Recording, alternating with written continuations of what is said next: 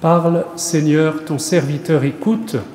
Voilà dans cette phrase que le prêtre Élie recommande au jeune Samuel de répondre après qu'il ait entendu à 4 reprises l'appel du Seigneur sans d'abord le discerner. Cette phrase, parle, Seigneur, ton serviteur écoute, elle résume tout le mouvement, tout le premier mouvement de la prière. Celui qui nous conduira, celui qui conduira Samuel à faire l'offrande de toute sa vie, l'offrande de son cœur, l'offrande de son âme, l'offrande de son corps, comme saint Paul nous y invite. Il nous invite à glorifier Dieu dans la totalité de notre vie, c'est-à-dire jusqu'à notre corps. Parle, ton serviteur écoute. Reconnaissez que nous aurions bien un peu modifié l'ordre des mots. S'il ne tenait qu'à nous, nous dirions peut-être « Écoute, Seigneur, ton serviteur parle ». Et c'est d'ailleurs ce que nous faisons souvent dans la prière. Nous commençons par nous assurer que nous parlons, et nous commençons par parler en espérant que le Seigneur nous écoute. Eh bien, ce n'est pas ça le mouvement de la prière. Et d'ailleurs, c'est peut-être la raison pour laquelle certains d'entre vous ont le sentiment que leur prière se répète toujours. « Mon Père, je dis toujours la même chose. J'ai l'impression d'un monologue et j'espère que Dieu m'entend d'une certaine manière. » Mais de fait, si on commence à parler sans se mettre en présence de celui qui est un Dieu qui nous adresse la parole, qui ne cesse de nous adresser la parole, c'est d'ailleurs ce qui caractérise le Dieu biblique. Le Dieu biblique, le Dieu de la Bible, n'est pas un Dieu silencieux, contrairement aux divinités païennes ou alors même à toutes les religiosités orientales qui sont plutôt des dieux du silence et du vide, qui nous invitent à rentrer dans ce silence et dans ce vide. Non, le Dieu biblique nous parle et il a beaucoup de choses à nous dire. Et la première parole qu'il prononce, c'est notre nom. Il attend que nous nous éveillions, que nous nous levions et que nous tendions l'oreille pour l'écouter. Tendre l'oreille, c'est l'inverse, vous le savez, de l'attitude reprochée au peuple d'Israël par les prophètes, qui reprochent souvent à Israël d'avoir la nuque raide. La nuque raide, c'est ce qui caractérise ceux qui sont centrés sur leurs préoccupations, qui regardent toujours en bas, au lieu de tendre l'oreille vers une parole qui les dépasse, une parole qui vient de plus loin puisqu'elle vient du commencement, c'est la parole de notre Créateur, et elle nous emporte plus loin parce qu'elle nous emporte vers lui. Alors nous devons lever la tête, nous devons tendre l'oreille comme le petit âne de la crèche. L'âne n'est pas d'habitude réputé pour avoir une ouïe particulièrement fine et surtout une docilité à la parole de celui qui le guide, et pourtant l'âne semble mieux entendre la parole de Dieu jusqu'à reconnaître ce que les hommes ne reconnaissent pas puisqu'il est un des seuls à adorer l'enfant Jésus dans la crèche. Eh bien, nous devons tendre l'oreille pour écouter Dieu. Parle, Seigneur, ton serviteur écoute. C'est un écho au commandement fondamental qui est fait à Israël. Shema Israël, écoute Israël, le Seigneur est l'unique. L'unique, c'est-à-dire le seul à pouvoir te parler à une profondeur qui dépasse toutes les paroles que tu entends par ailleurs. Vous voyez, c'est important ce point-là parce que je vous parlais du monologue qui est trop souvent notre prière, une espèce de considération qui tourne à vide, qui tourne en rond. Nous rabâchons un petit peu comme des gens un peu gâteux et nous rabâchons toujours les mêmes choses. Et Jésus nous le dit, ne rabâchez pas comme les païens. Ils croient qu'à force de paroles, Dieu les entendra. Mais Dieu le Père sait, avant même que vous ayez ouvert la bouche, ce dont vous avez besoin. Alors commencez par faire silence et écoutez la voix de Dieu qui s'adresse à vous. Frères et sœurs, la prière, c'est un dialogue. Qui dit dialogue, dit d'abord écoute pour pouvoir répondre.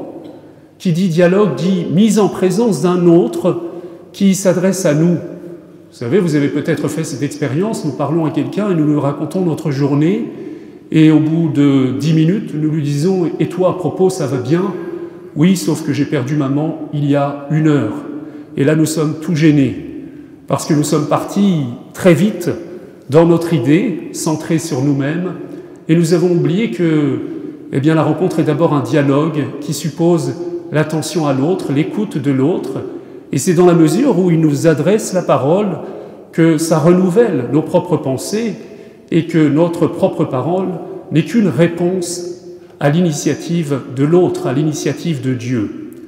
La prière, frères et sœurs, est d'abord une écoute.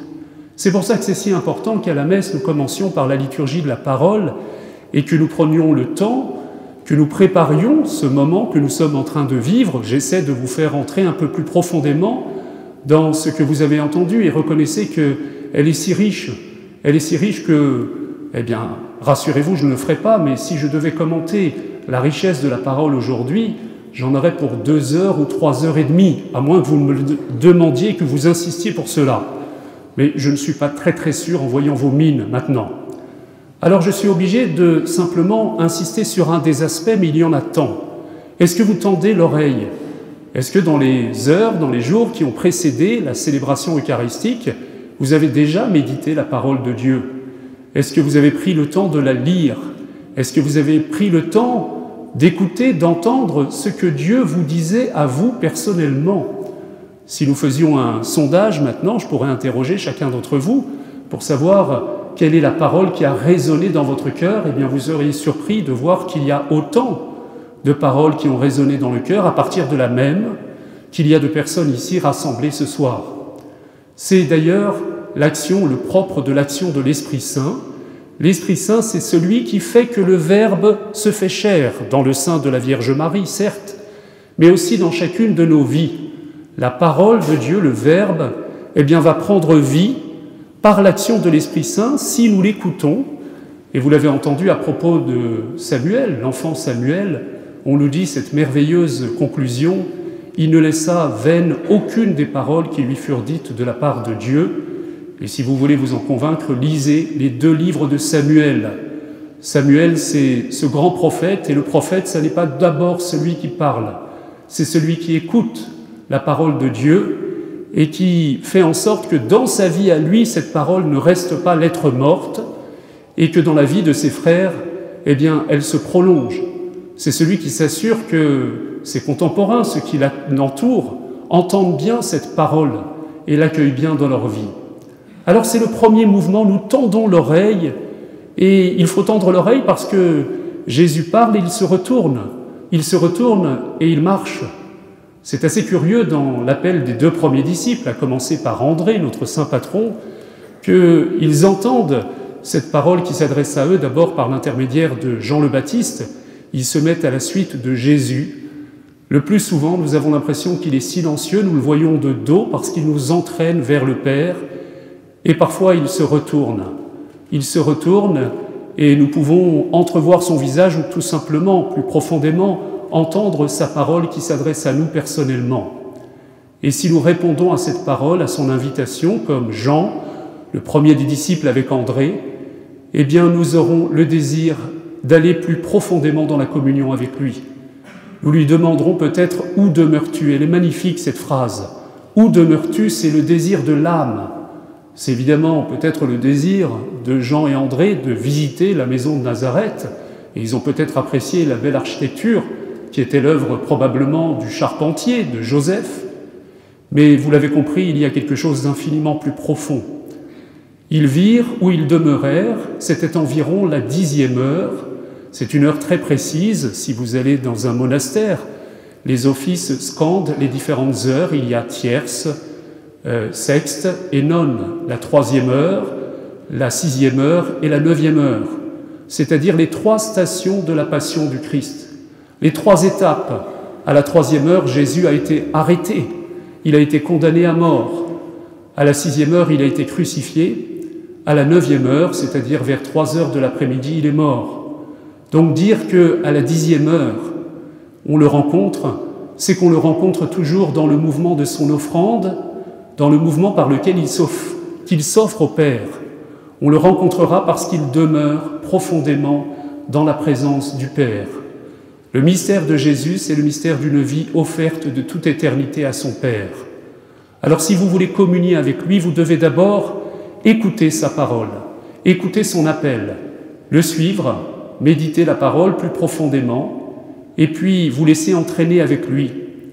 C'est beau, nous sommes au début du temps liturgique qui nous sort du temps de Noël, donc nous entrons dans ce temps ordinaire qui va nous diriger très vite vers le carême, et vers la Semaine Sainte.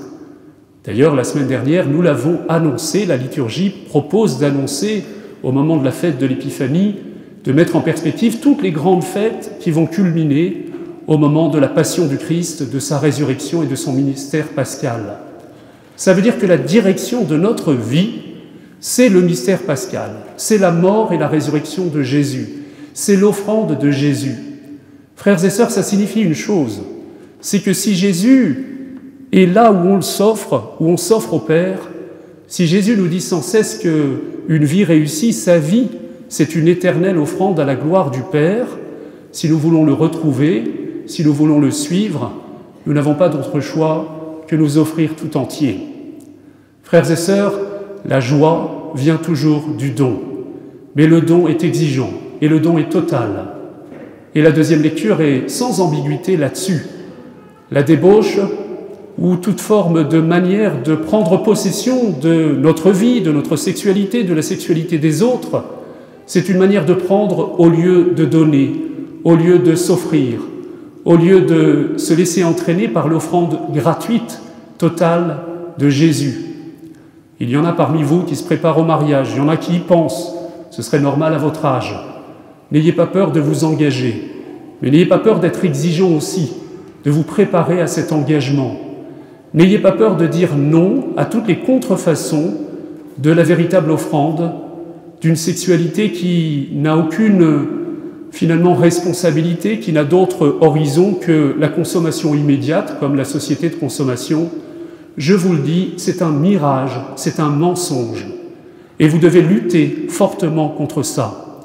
Le prix de ce choix, il est exigeant parce qu'il est à contre-courant de tout ce que la société de consommation nous indique, mais le prix, il est le respect de votre vie, le respect de votre corps, et je ne sais pas si vous avez bien compris dans la deuxième lecture, celui qui pêche sur cette dimension pêche contre son corps, non pas son corps à lui, mais le corps du Christ, parce que notre vie ne nous appartient plus. Votre corps est là pour glorifier Dieu avec Jésus. Votre corps maintenant participe du corps du Christ. Chacun d'entre nous participe par le baptême de cette union au corps du Christ. Le Christ est la tête de ce corps qui est l'Église et il a besoin de chacun d'entre nous. Et lui qui se donne, lui qui s'offre, lui qui a exclu de sa vie tout retour sur lui-même, tout égoïsme, tout égocentrisme, eh bien, il exige de nous, mais il exige et il nous donne cette grâce de le faire, de le vivre par la puissance de son Esprit Saint. Il nous exige le même absolu. Vous savez, vous avez sans doute rencontré des amis qui ont donné toute leur vie dans le sacerdoce, dans la vie consacrée. C'est émouvant, c'est beau, c'est puissant. Je vous avoue que je ne m'y habitue pas. Rencontrer des religieuses qui sont habillées, qui sont revêtues d'un voile, c'est une manière, c'est un signe si fort. C'est la consécration de toute leur vie, la consécration de toute leur vie pour le salut du monde et pour la glorification de Dieu. Remerciez-les d'ailleurs quand vous les voyez. Saluez-les et remerciez-les pour leur vie donnée. L'autre jour, j'étais dans un magasin qui vend normalement des objets religieux. Je ne nommerai pas ce magasin parce que vous l'avez tous reconnu, il est sur la place Saint-Sulpice. Et il y avait une religieuse qui était à la caisse et la dame lui a dit « Merci et au revoir, madame ». Je n'ai pas résisté. Je suis allé la voir et j'ai dit « Bonjour ma sœur, pourquoi vous m'appelez ma sœur ?» Cette femme n'était pas religieuse, la caissière, vous avez compris. Vous me suivez ou pas? C'était de la provocation. Mais parce que vous n'avez pas appelé cette femme qui a donné sa vie pour vous par le nom qu'elle mérite de recevoir. Et je me suis tourné vers elle et je lui ai remercié, cette sœur. Il se trouve qu'elle était, et elle me l'a confié, à un moment de sa vie où elle vivait un combat. Elle me disait, parfois, je me demande si ça n'est pas en vain que j'ai donné ma vie. Frères et sœurs, c'est si beau. Votre vie sera réussie si elle est offerte. Votre vie sera réussie s'il est uni à l'offrande de Jésus sur la croix, l'offrande pour passer par la mort à ce monde, la mort à ce qui doit mourir pour ressusciter à cette vie si belle que nous allons célébrer dans la vigile pascale. Ce matin, il y a eu une étape pour les catéchumènes qui recevront le baptême dans la nuit pascale, puisque l'archevêque était là et il l'a reçu. Et c'est vrai que c'est toujours impressionnant de voir ces personnes qui ont été saisies de ce premier élan, qui ont été saisies de cet élan qui conduit Jean et André à tout quitter, à la parole et à l'invitation, même à l'ordre de Jean le Baptiste, pour suivre Jésus. Ils ne savent pas où ça les emmène, mais ils savent qu'à chaque fois qu'ils recevront une parole de Jésus, cette parole les emmènera plus loin, plus haut, vers des horizons plus grands. Alors n'ayons pas peur, n'ayez pas peur de donner votre vie à Jésus. C'était l'invitation de Jean-Paul II, vous savez, lorsqu'il a été élu. N'ayez pas peur du Christ. Ouvrez grandes les portes de vos cœurs, de vos corps, de vos vies au Christ. Et Benoît XVI ajoutait, le Christ n'enlève rien, il donne tout. Méditez, cette phrase, elle est si profonde. On a peur parfois de se donner parce qu'on a peur de se faire voler sa vie. Mais en fait, notre vie est perdue si elle n'est pas donnée tout simplement. C'est si triste de rencontrer des gens, ou alors c'est plutôt heureux de voir qu'ils prennent conscience. L'autre jour, c'est un homme de 60 ans qui me disait, en fait, ma vie est triste. Ma vie est triste parce que je ne donne rien, je n'ai rien donné. Et surtout, je ne fais pas don de moi. Et il était bouleversé en voyant des personnes simplement faire des maraudes dans la rue. Et il disait, cette attitude par laquelle ils sortent dans la rue à la rencontre des autres est si belle, elle résume tout ce à côté de quoi je suis passé. Alors, chers amis, ne passez pas à côté de ce bonheur, de cette joie. Et n'ayez pas peur de l'exigence. Oui, c'est exigeant. Oui, Jésus est un ami exigeant, certes. C'est un ami exigeant, mais c'est un ami qui ne nous quitte pas et qui ne nous lâchera pas en chemin, parce que lui a pris la tête. Lui est devant nous. Lui nous entraîne dans cette offrande, et cette offrande, eh bien, elle a été entendue, elle a été agréée, elle a été accueillie par le Père, puisqu'il est avec lui, à sa droite au ciel, et qu'il nous envoie son esprit pour nous soutenir dans notre marche. Alors, frères et sœurs, choisissez la joie, la vraie joie, la joie du don. Amen.